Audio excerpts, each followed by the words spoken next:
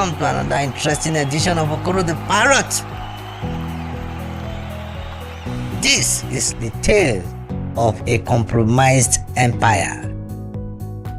They call it a nation, but I call it a scattered heartbeat dressed in green and white. A loud anthem for a muted people.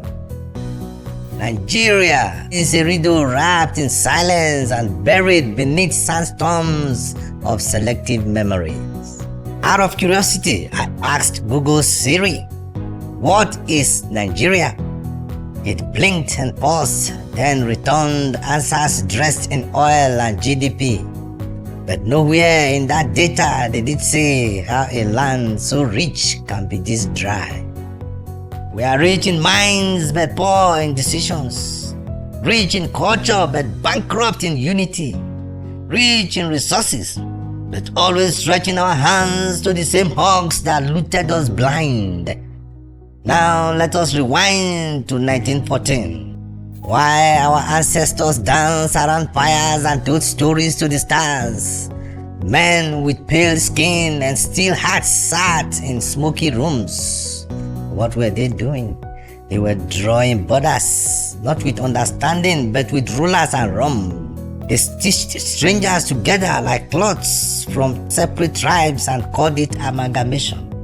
A manger without meaning it was. A wedding with no weaknesses, no vows, no consent, just congratulations and a countdown to confusion. Thereafter came the referees.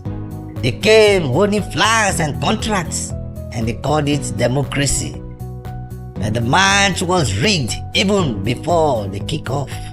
The ballots looked like choices, whereas the decisions were rehearsed and scripted long before this day. The antelope ran with grace, and they called it cheating.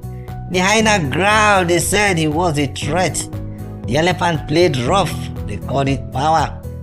So tell me, what kind of referee eats suya and drink palm wine in the tent of one of the teams before the match begins? My wings ache not from flight but from the weight of pretense. We pretend that we are one when we only tolerate each other.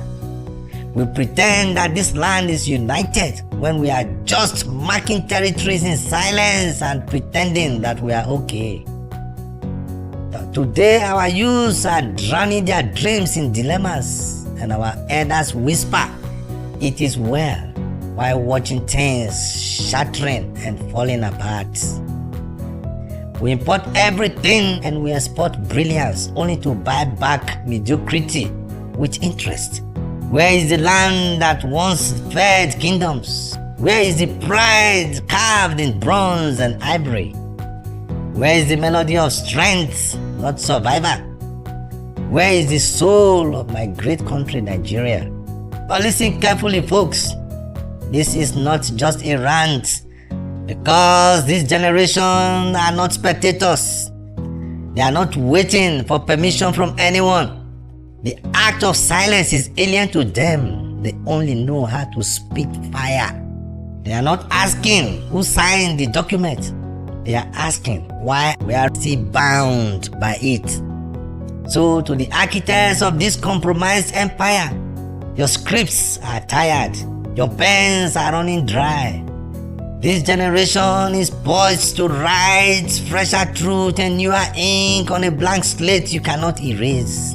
This isn't just history, it is a prophecy.